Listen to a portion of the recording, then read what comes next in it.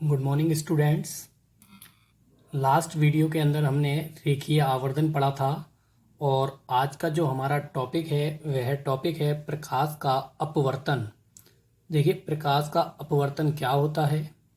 तो मैंने जब बताया था आपको लास्ट चैप्टर के स्टार्टिंग में कि प्रकाश का अपवर्तन, जब कोई प्रकाश किरण एक माध्यम से दूसरे माध्यम में जाती है तो उसको हम कहते हैं क्या, प्रकाश का अपवर्तन। तो देखिए, यहाँ पर जो थ्योरी लिखी है उस थ्योरी की सहायता से थोड़ा सा समझेंगे। जब प्रकाश की कोई किरण एक पारदर्शी माध्यम से, पारदर्शी माध्यम जो आर पार जिसमें से दिखाई देता है, पारदर्शी माध्यम से दूसरे पारदर्शी माध्यम में जाती है, एक पारदर्शी माध्यम है उसमें से दूसरे पारदर्शी माध्यम में जाती है तो वह अपने मार्ग से विचलित हो जाती है। इसे प्रकाश का अपवर्तन कहते हैं। एक माध्यम से दूसरे माध्यम में जाएगी और वह विचलित हो जाएगी, मतलब भटक जाएगी। तो कहने का मतलब इसे प्रकाश का अपवर्तन कहते हैं। प्रकाश का अपवर्तन सिर्फ पारदर्शी पदार्थों से ही होता है। पारदर्शी पदार्थ यानी कि शीशा है, पानी है, तो पारदर्शी पदार्थ से ही होता है, जैसे शीशा, वायु, जल आदि। जब प्रकाश किरण विरल माध्यम जैसे वायु से सघन माध्यम जैसे कांच में जाती है तो वह अभिलंब की ओर झुक जाती है। तो देखिए, ये आपकी प्रकाश की किरण थी। इसने बताया जब विरल माध्यम जैसे वायु से सघन माध्यम कांच में जाती है तो वह अभिलंब की ओर झुक जाती है। ये एक अभिलंब है, इस पर ये प्रकाश किरण आ रही है वायु में और कांच में जा रही है। किस में जा रही है? कांच में जा रही है। ये कांच लिखा हुआ है, सघन माध्यम, वायु, विरल माध्यम। जब प्रकाश किरण विरल माध्यम से सघन माध्यम में जाती है तो अभिलंब की ओर झुक जाती है। जाना तो इधर था लेकिन वो इधर झुक जाती है। इसके विपरीत जब प्रकाश किरण सघन माध्यम से विरल माध्यम में जाती है तो अभिलंब से दूर हट जाती है। जाना यहाँ था और वह दूर हट जाती है, जिसे प्रकाश का अपवर्तन कहते हैं। ठीक, दोनों पॉइंट आप याद रखिएगा। इसके बाद आगे थ्योरी जो दी है जरा समझते हैं। प्रथम माध्यम में चलने वाली किरण ओ ए आपतित किरण कहलाती है। ओ ए जो है वो क्या है? आपतित किरण है, तथा दूसरे माध्यम में जाने पर यही किरण ए बी अपवर्तित किरण कहलाती है। दूसरे माध्यम में ए और जो बी है वो आपकी क्या कहलाती है? अपवर्तित किरण कहलाती है, क्योंकि वो अपवर्तन के पश्चात किरण निकल रही है तो अपवर्तित किरण कहलाती है। आपतित किरण सीमा पृष्ठ के जिस बिंदु ए पर मिलती है, जिस बिंदु ए पर मिलती है उसे आपतन बिंदु कहते हैं। इस बिंदु को हम क्या कहेंगे? आपतन बिंदु कहेंगे। आपतन बिंदु पर सीमा पृष्ठ के लंबवत रेखा N1 A N2 N1 A N2 अभिलंब कहलाता है। क्या कहलाता है? ये एक अभिलंब कहलाता है। आपतित किरण और अभिलंब के बीच बना कोण OAN1 OAN1 आपतन कोण कहलाता है। क्या कहलाता है? आपतन कोण कहलाता है। ठीक, में आपतन कोण व अपवर्तन कोण क्रम से I व R हैं। क्या है? आपतित किरण और अभिलंब के बीच बना कोण OAN1 क्या है? आपका आपतन कोण है। आपतन कोण व अपवर्तन कोण, ये अपवर्तन कोण है आपका। ठीक, AN2B, क्या कह सकते हैं? BAN2। R जो दिख रहा है अपवर्तन कोण है, I व R से प्रदर्शित करते हैं। किससे प्रदर्शित करते हैं? I व R से प्रदर्शित करते हैं। आगे देखते हैं हमारा क्या है।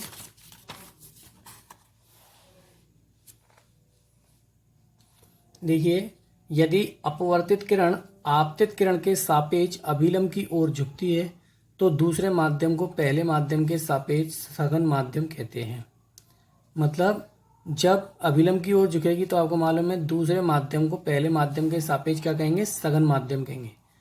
दूसरे माध्यम को, जो दूसरा माध्यम कांच था आपका, पहले माध्यम के सापेक्ष सघन माध्यम कहते हैं उसे। इसे विपरीत यदि अपवर्तित किरण आपतित किरण के सापेक्ष अभिलंब से दूर हटती है तो इसे दूसरे माध्यम को पहले माध्यम के सापेक्ष विरल माध्यम कहेंगे। क्योंकि दूसरे माध्यम को पहले माध्यम के सापेक्ष कैसे कहेंगे? विरल माध्यम कहेंगे, क्योंकि वो विरल में जब जाती है सघन से जब विरल में जाती है तो क्या होता है, वो दूर हट जाती है, इसीलिए उसे क्या कहेंगे, दूसरे माध्यम को पहले माध्यम के सापेक्ष विरल माध्यम कहेंगे।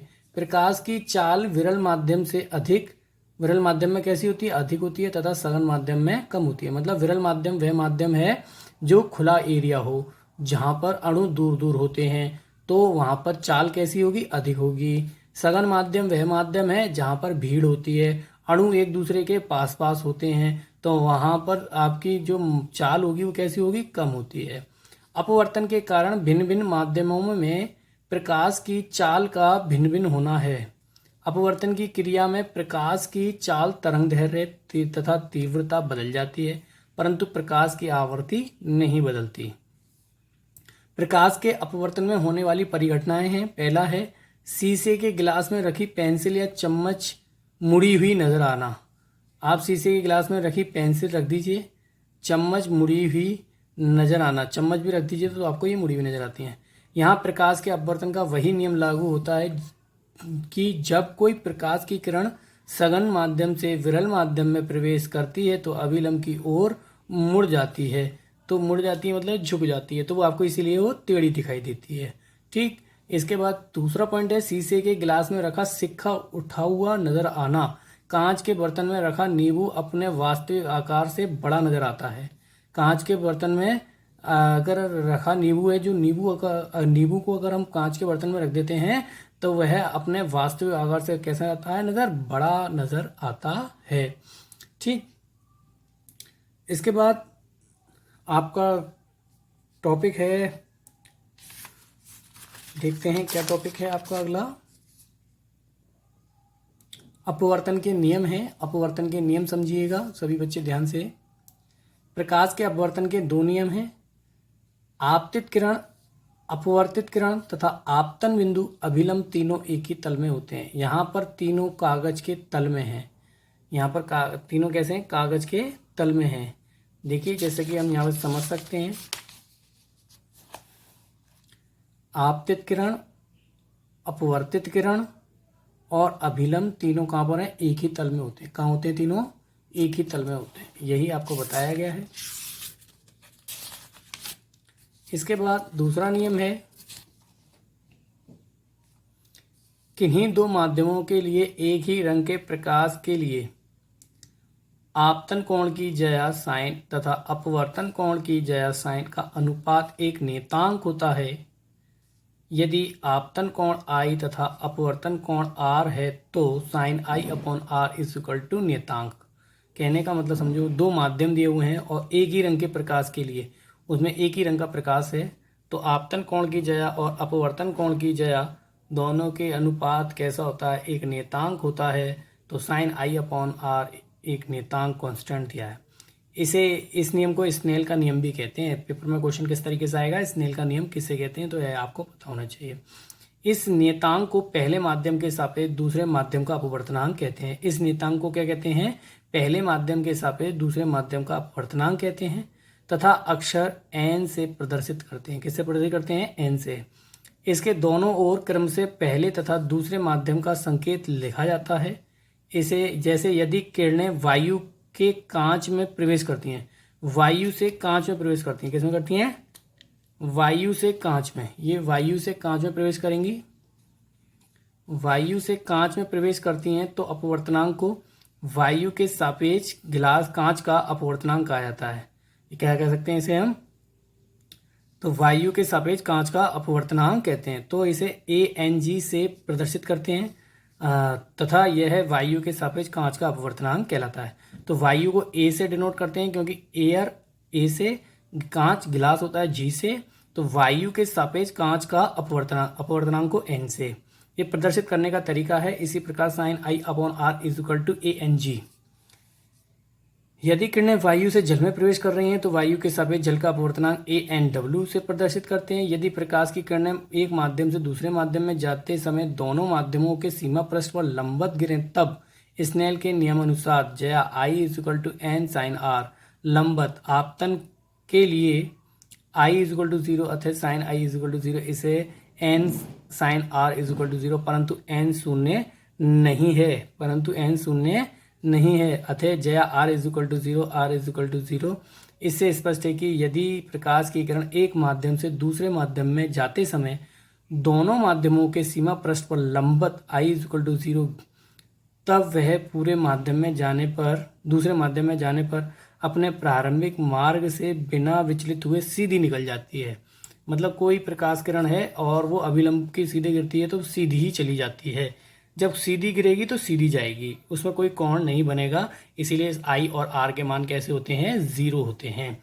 ठीक, यहाँ पर अभी मैंने आपको अपवर्तनांक पढ़ाया था।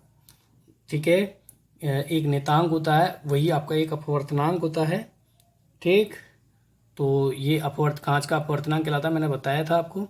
तो यहाँ पर अगली हेडिंग अपवर्तनांक की है आपकी। जब प्रकाश की किरण एक माध्यम से दूसरे माध्यम में जाती है तो अपने मार्ग से विचलित हो जाती है। यह विचलन उस माध्यम में प्रकाश की चाल पर निर्भर करता है। अतः अपवर्तनांक माध्यमों में प्रकाश की चालों का अनुपात है। साइन आई अपॉन आर बताया था। और यहाँ पर एन होता है, एक नेतांक होता है, जिसे एन को हम अपवर्तनांक कहते हैं।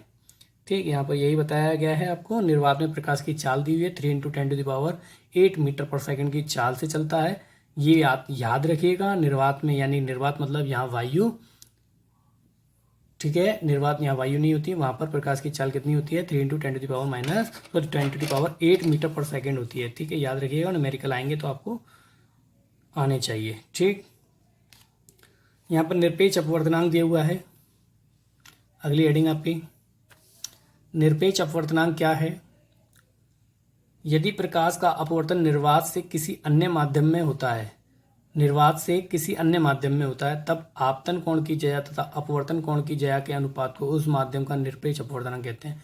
निर्वात से, कोई निर्वात में जहाँ वायु नहीं है वहाँ से कोई अगर प्रकाश किरण किसी अन्य माध्यम में जाए तब आपतन कोण की जया तथा अपवर्तन कोण की जया के अनुपात को उस माध्यम का निरपेक्ष अपवर्तनांक कहते हैं। इसे एन से प्रदर्शित करते हैं। अपवर्तनांक किसी पदार्थ का विशिष्ट भौतिक गुण है। विभिन्न पदार्थों के अपवर्तनांक का मान भिन्न भिन्न होता है। एक ही पदार्थ का अपवर्तनांक विभिन्न रंगों के प्रकाश के लिए भिन्न भिन्न होता है। जैसे बैंगनी रंग के लिए प्रकाश के लिए सबसे अधिक तथा लाल रंग के प्रकाश के लिए सबसे कम होता है। तरंग दैर्ध्य बढ़ने पर अपवर्तनांक का मान कम हो जाता है। ताप के बढ़ने पर भी अपवर्तनांक घटता है, यद्यपि यह परिवर्तन बहुत कम होता है। कैसा होता है, ये कम होता है। इसके बाद अगली हेडिंग है हमारा अपवर्तन का प्रकाश की चाल में संबंध है।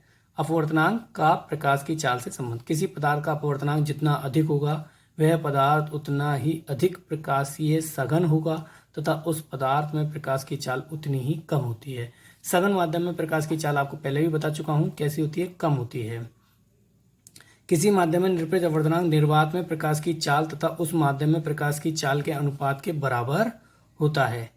देखिए, निर्वात में प्रकाश की चाल, माध्यम में प्रकाश की चाल और अपवर्तनांक क्या है, उसके बराबर होता है। ठीक है, अनुपात के। यहाँ पर यही बताया गया है। वायु के सापेक्ष कांच का अपवर्तनांक ANG, वायु में प्रकाश की चाल, कांच में प्रकाश की चाल। ठीक है, आपको समझ में आ रहा होगा सभी को। चलिए आगे देखते हैं। आगे है हमारा यहाँ पर रिवर्सिबिलिटी ऑफ लाइट रेज, यानी कि प्रकाश किरणों की उत्क्रमणीयता आपकी हेडिंग है। क्या हेडिंग है, प्रकाश किरणों की उत्क्रमणीयता। माना कि वायु में चलती एक प्रकाश किरण OA एक कांच के गुटके PQRS पे गिरती है। यह किरण तल PQ पर आपतित होकर कांच में AB दिशा में चली जाती है। इस प्रकार वायु में आपतित किरण OA है तथा कांच में अपवर्तित किरण AB है। यदि वायु में आपतन कोण I तथा कांच में अपवर्तन कोण R हो तो वायु के सापेक्ष कांच का अपवर्तनांक क्या होगा, ANG। वायु के सापेक्ष कांच का अपवर्तनांक ANG sin I upon R। समीकरण 1। इसके विपरीत यदि कांच के भीतर प्रकाश किरण BA दिशा में चले, किसमें चले, BA दिशा में चले, तब वह तल PQ पर अपवर्तित होकर वायु में AO दिशा में जाएगी। कहाँ जाएगी, AO दिशा में जाएगी। इस दशा में कांच में आपतन कोण R होगा तथा वायु में अपवर्तन कोण I होगा। अतः जब प्रकाश किरण कांच से वायु में जाती है तो कांच के सापेक्ष वायु का अपवर्तनांक GNA sin R upon I होगा। इसके विपरीत क्रिया है ये। समीकरण 1 व 2 की तुलना करेंगे तो आपका ये इसके विपरीत है तो 1/GnA हो जाएगा। अर्थात वायु के सापेक्ष कांच का अपवर्तनांक कांच के सापेक्ष वायु के अपवर्तनांक का व्युत्क्रम होता है। ये 1 लिखा हुआ है, अपॉन में GnA लिखा हुआ है, यानी कि ये इसका व्युत्क्रमानुपाती है, इसके बराबर है। व्युत्क्रमानुपाती बराबर नहीं, व्युत्क्रमानुपाती मतलब ये एक चीज बढ़ेगी तो दूसरी चीज घटेगी। यदि वायु के सापेक्ष कांच का अपवर्तनांक 3/2 है तो कांच के सापेक्ष वायु का अपवर्तनांक 2/3 होगा, इसके विपरीत होगा, जैसा कि मैं आपको बता चुका हूँ। ठीक, इसके बाद हमारा अगला टॉपिक क्या है जरा देखते हैं। आपके लेंस आ चुके हैं। लेंस आपका टॉपिक है गोलीय लेंसों द्वारा अपवर्तन। लेंस कितने प्रकार के होते हैं? लेंस 2 प्रकार के होते हैं, आपसे याद है। 2 गोलीय पृष्ठों अथवा एक गोलीय व एक समतल पृष्ठ से घिरे पारदर्शी माध्यम को लेंस कहते हैं। 2 गोलीय पृष्ठ होने चाहिए या एक गोलीय पृष्ठ होना चाहिए और एक समतल होना चाहिए, तो वो क्या कहलाते हैं? आपके लेंस कहलाते हैं। लेंस 2 प्रकार के होते हैं, उत्तल लेंस और सेकंड अवतल लेंस। उत्तल लेंस के बारे में पढ़ लेते हैं। उत्तल लेंस बीच में मोटे, ये दोनों तरफ कैसे होते हैं? बीच में मोटे, ठीक है, किनारों पर पतले। यहाँ किनारों पर कैसे हैं? ये पतले हैं। यदि लेंस का एक पृष्ठ समतल हो जाए तथा दूसरा उत्तल हो जाए हो तो इसे समु उत्तल लेंस कहते हैं। जैसे कि यहाँ पर आपको ये बताया गया है, ये समु उत्तल, एक समतल हो और एक उत्तल हो तो कैसा होगा? समु उत्तल लेंस कहलाता है। इसके बाद अवतल लेंस की बात करेंगे। अवतल लेंस बीच में पतले तथा किनारों पर मोटे होते हैं। बीच में पतले, किनारों पर कैसे? मोटे होते हैं, अवतल लेंस कहलाते हैं। जिसका एक पृष्ठ समतल और एक पृष्ठ अवतल समाअवतल लेंस कहलाता है, जैसे कि यहाँ पर ये आपको बताया भी गया होगा। यदि लेंस का एक पृष्ठ समतल हो जाए तथा दूसरा तल अवतल हो तो इस समाअवतल लेंस कहते हैं। तो इसे क्या कहते हैं? समाअवतल लेंस कहते हैं। तो इसे, ठीक है, तो इसे समाअवतल लेंस कहते हैं। लेंसों की अभिसारी एवं अपसारी प्रकृति देखिए, ध्यान से समझिएगा। लेंसों की अभिसारी एवं अपसारी प्रकृति। लेंसों द्वारा प्रकाश एकत्र करने अभिसारी क्रिया कहलाती है अथवा फैलने अपसारी क्रिया कहलाती है। ये आपका उत्तल लेंस है, इससे सारी प्रकाश किरणें फोकस पे आकर मिलती हैं, मतलब एकत्र होती हैं, तो इससे क्या कहेंगे? अभिसारी कहेंगे। और फैलने यानी कि आपका जो अवतल लेंस होता है इसमें सारी प्रकाश की किरणें सब फैल जाती हैं, तो इस गुण को क्या कहेंगे? अपसारी क्रिया कहेंगे। के गुण को समझने के लिए लेंस को छोटे छोटे कई प्रिज्मों का बना मान सकते हैं। तो बात को समझो, जब प्रकाश किरणें एक जगह पर फोकसित हो जाती हैं या फोकस पे मिलती हैं तो उसे अभिसारी क्रिया कहते हैं। अपसारी क्रिया उसे कहते हैं जो फैल जाती हैं प्रकाश किरणें। यही आपको यहाँ पर बताया गया है, थ्योरी के अंदर पढ़िएगा। लेंसों से संबंधित कुछ परिभाषाएं हैं, तो सभी बच्चे ध्यान से देखिएगा। लेंसों से संबंधित कुछ परिभाषाएं। पहली परिभाषा वक्रता केंद्र है। सभी गोलीय लेंस के प्रत्येक पृष्ठ एक गोले के भाग होते हैं। ये एक गोला बनेगा और ये एक गोला बनेगा, 2 गोले इसमें बनेंगे। इस गोले को अगर मैं कंप्लीट करूं और इस गोले को मैं कंप्लीट करूं तो 2 गोले बनेंगे। तो यहाँ पे बताया लेंस के अंदर सभी गोलीय लेंस के प्रत्येक पृष्ठ एक गोले के भाग होते हैं। इन गोलों के केंद्र को लेंस का वक्रता केंद्र कहते हैं। इसे C1 तथा C2 से प्रदर्शित करते हैं। तो देखिए यहाँ पर मैं आपको बता देता हूँ, इस गोले का यहाँ पर ये गोला बनेगा और ये एक गोला बनेगा। इस गोले का केंद्र ये, इस गोले का केंद्र ये, तो ये C1 और ये C2 कहलाएगा। ठीक, जैसे कि आपको इसमें बताया है। मुख्य अक्ष की बात करेंगे। लेंस के दोनों गोलीय पृष्ठों के वक्रता केंद्र से होकर जाने वाली ऋजु रेखा को या एक सीधी रेखा को लेंस की मुख्य अक्ष कहते हैं। ये आपकी जो जा रही है सीधी रेखा, ये सीधी रेखा, ये एक मुख्य अक्ष है। प्रकाशिक केंद्र क्या है? लेंस के अंदर मुख्य अक्ष पर स्थित वह बिंदु जिससे होकर जाने वाली प्रकाश किरण अपवर्तन के पश्चात आपतित किरण के समांतर निकल जाती है, लेंस का प्रकाशिक केंद्र कहलाता है।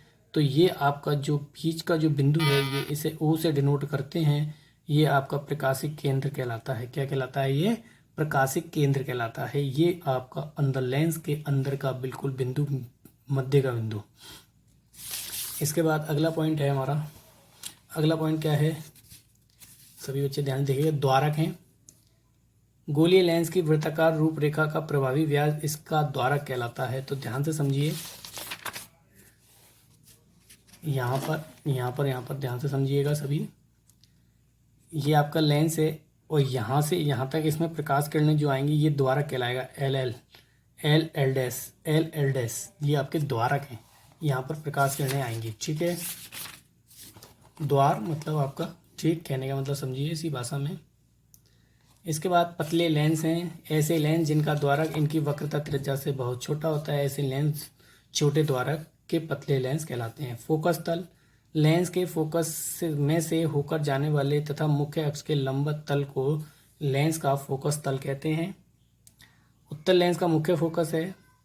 उत्तल लेंस पर चित्र आपका 10.27 में मुख्य अक्ष के समांतर प्रकाश की बहुत सी किरणें आपतित हैं। ये किरणें लेंस से अपवर्तन के पश्चात मुख्य अक्ष के एक बिंदु से अपसरित होती हुई प्रतीत होती हैं। मुख्य अक्ष पर यह बिंदु अवतल लेंस का मुख्य फोकस कहलाता है। ठीक है, देखिए मैं दिखा देता हूँ आपको। इसने 10.27 में बोला था, लेकिन मैं यहाँ आपको एक इस बिंदु पर दिखा देता हूँ। देखिए यहाँ पर ये सारी किरणें आपतित होती हैं और आपतित होती हुई प्रतीत होती हैं। तो ये क्या है? आपका फोकस है। इसे एफ से प्रदर्शित करते हैं तो इसे मुख्य फोकस बोलते हैं, याद रखिएगा, ठीक है। इसके बाद आपका है अवतल लेंस का मुख्य फोकस। अवतल लेंस में क्या होता है? इस मुख्य अक्ष के समांतर प्रकाश की अनेक किरणें आपतित होती हैं। ये किरणें लेंस से अपवर्तन के पश्चात मुख्य अक्ष के एक बिंदु से अपसरित होती हुई प्रतीत होती हैं। अपसरित मतलब प्रतीत होती हैं, मतलब निकलती आती हुई प्रतीत होती हैं, ठीक है। मुख्य अक्ष पर यह बिंदु अवतल लेंस का मुख्य फोकस कहलाता है। फोकस लेंस के मुख्य अक्ष के समांतर आने वाली प्रकाश किरणें लेंस द्वारा अपवर्तित होकर मुख्य अक्ष के जिस बिंदु से गुजरती हैं वह बिंदु लेंस का फोकस कहलाता है। जैसा कि बस पॉइंट को घुमा दिया है, यहीं पर वही फोकस है जहाँ पर सारी किरणें आके मिलती हैं। कहने का मतलब लेंस के लिए दो फोकस होते हैं जिन्हें प्रथम फोकस व द्वितीय फोकस कहते हैं, ठीक। इसके बाद आपका उत्तल लेंस का प्रथम फोकस यहाँ पर F1 आपको दर्शाया गया है, यहाँ पर भी F1 आपको दर्शाया गया है, ठीक। अवतल लेंस का प्रथम फोकस यहाँ पर बताया गया है, थोड़ा सा पढ़िएगा, समझिएगा। इसके बाद आपका उत्तल लेंस का द्वितीय फोकस के बारे में आपको बताया गया है। चित्र के अंदर द्वितीय फोकस भी आपको दिखाया गया है। अवतल लेंस का द्वितीय फोकस आपको दिखाया गया। उत्तल लेंस और अवतल लेंस का, ये उत्तल लेंस है, उत्तल लेंस का द्वितीय फोकस ये है, अवतल लेंस का द्वितीय फोकस ये है। दोनों आपको बताए गए हैं, दोनों पढ़िएगा। लास्ट पॉइंट है इसका फोकस दूरी, ठीक है। लेंस के प्रकाशिक केंद्र सी से फोकस तल तक की दूरी को लेंस की फोकस दूरी कहते हैं। इसे एफ डैश व एफ से प्रदर्शित किया गया है, ठीक है। ये आपका आज की वीडियो में यहीं तक आप पढ़ेंगे। आगे नेक्स्ट वीडियो के अंदर हम आपको नेक्स्ट चैप्टर की रीडिंग कराएंगे, इसी चैप्टर में जो नेक्स्ट टॉपिक है उसका, ठीक है। सब थैंक यू।